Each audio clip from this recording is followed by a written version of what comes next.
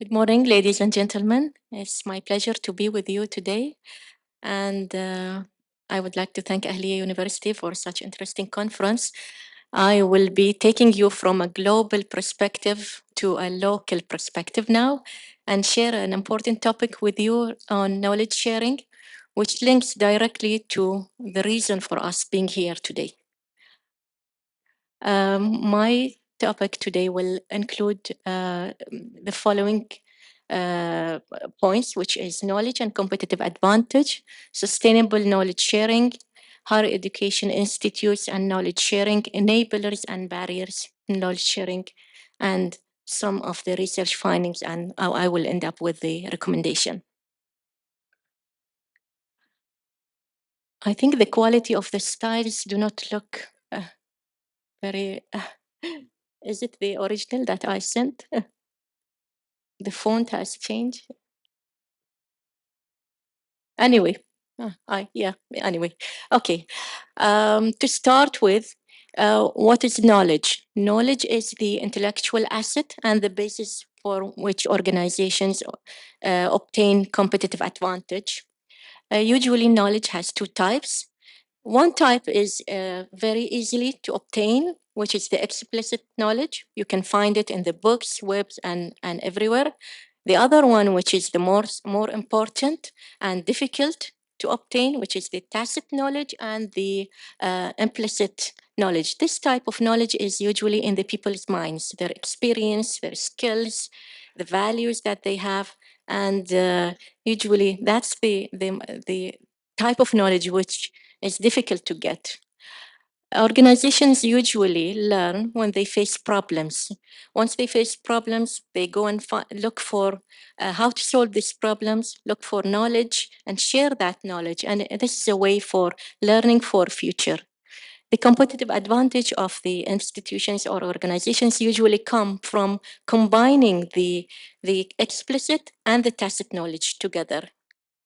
So, what is knowledge sharing? We talked about what is knowledge. Now, sharing that knowledge, the tacit and the explicit knowledge, the experience, the skills among and the learning among individuals is the knowledge sharing. It occurs when both tacit and knowledge and the explicit knowledge are exchanged through experience, through interactions, and through critical thinking. And it is important for both public and private sectors, and particularly for higher education institutes, or the HEIs, as we call them, because the purpose of the HEIs is to create knowledge sharing and to create and share knowledge, to contribute to the knowledge-based economy, and to develop graduates which are ready with the skills that are needed for the labor market. That's not easy in today's world, which is changing in terms of technology very fast. My colleagues already shared with you the challenges that we have with technology changes. We have change in the customer preferences, globalization, and the scarcity of resources. So organizations need to react to these changes by focusing more emphasis on knowledge sharing and optimizing resources for their employees to share knowledge and utilize the available resources and enhance innovation. There are different types of factors that will enhance knowledge in organizations. Some of these are related to individual factors and to those individual and their willingness to share knowledge with each other. And the other one is related to the organization itself and the willingness to share the knowledge and transfer among teams, departments, and groups within the organization. If we come to the higher education, the higher education institutes are the hub for creating knowledge. And we have heard this morning many people talking about innovation. It starts within the university by learners, faculty, alumni, interaction with other government entities like Ministry of Education, with labor market. And then knowledge gets created, and this is transferred to the society through research and to the industry as well. leads to innovation, and then that leads to closing the loop between the university and the society. So the higher education institutes need, in today's fast changing world, they need to incorporate international perspective, artificial intelligence, as our two previous keynote speaker mentioned.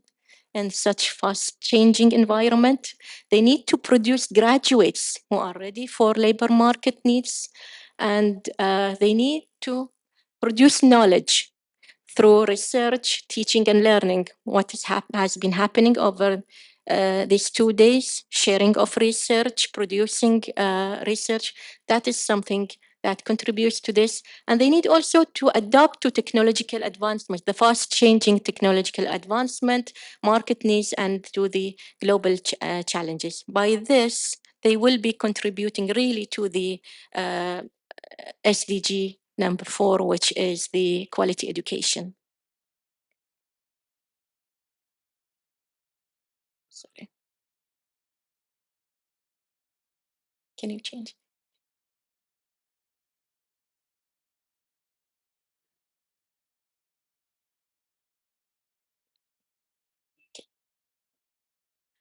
Okay. There are some enablers and barriers to knowledge sharing. These are related to individual or organizational factors. These factors can either be enablers in case they are present, or some of them could the same factor could play as a barrier if it doesn't exist, or a lack of it.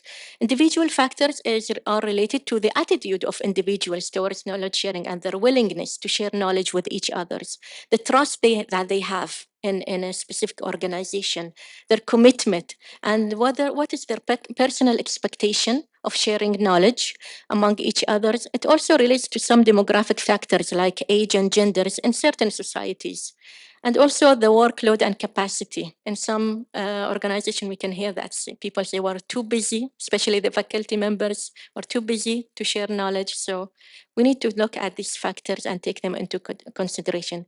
The other factors which are related to the organization, one of the most important one is the culture. Does the culture in the organization enhance the knowledge sharing? Management and leadership support, leadership style are very important factors in enabling knowledge sharing in an organization. Whether the organization structure facilitates the movement of knowledge, or it is a rigid, complicated structure which inhibits the flow of knowledge in the organization. We have the policies and strategies. Technology is a very important factor. AI now is playing a major role in this, and we have the reward and recognition system that the organization has, whether it is monetary or non-monetary. Sometimes it is the recognition that the person gets from knowledge sharing that matters. It is non-monetary, but that will help as well. So there are some enabling tools for knowledge sharing, the resources, processes, and technologies. The knowledge management system, as I mentioned, artificial intelligence, the expert systems now are highly contributing to this. The video conferencing, blogs, chats, forums, meeting, discussion, conferences like what we are having today. These are all tools that can be used for knowledge sharing. Now I'll take you quickly through a research that I have done on knowledge sharing among academics, particularly in private higher educations in Bahrain. And I'll share the results with you. A survey was conducted. If I take you quickly through the demographic factors, we can see that it shows that it was equally distributed roughly between male and female. The age group was mainly between in 50 or and above, 39% of them, and the rest were distributed in the age group of 40 to 49 and lower age groups. As for the designation, the majority were assistant professors, while followed by lecturers, and the rest were between other designations, some of them professors and associate professors. As for their qualifications, around 3/4 of them were PhD holders and 20% master's degree holders.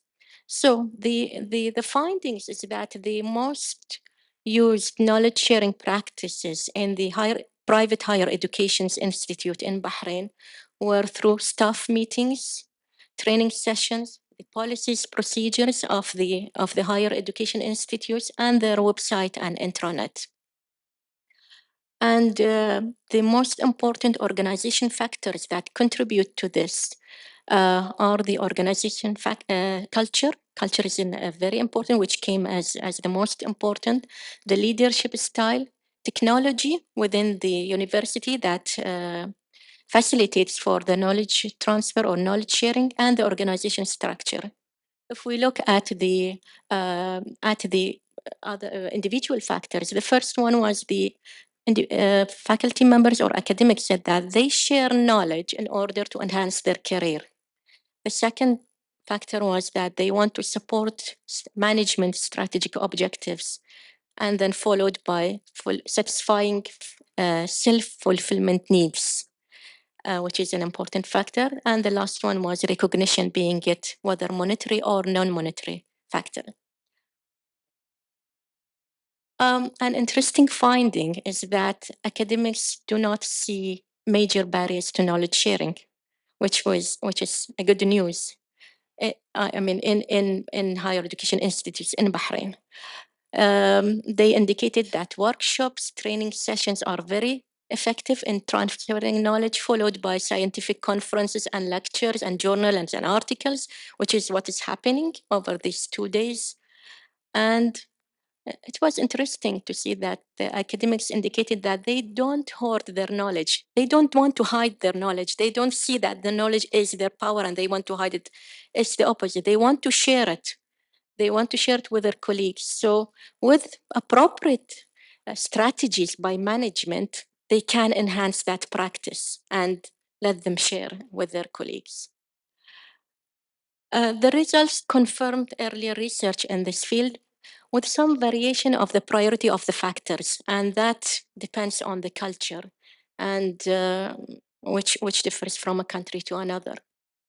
So if I end with this with the recommendation is that leaders or management in the higher education institutes need to exert all efforts to promote the importance of knowledge sharing.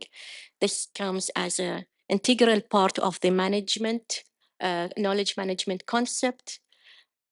They need to promote knowledge sharing with more utilization of AI in such fast changing environment, online collaboration platforms, social media, workshops, and training sessions.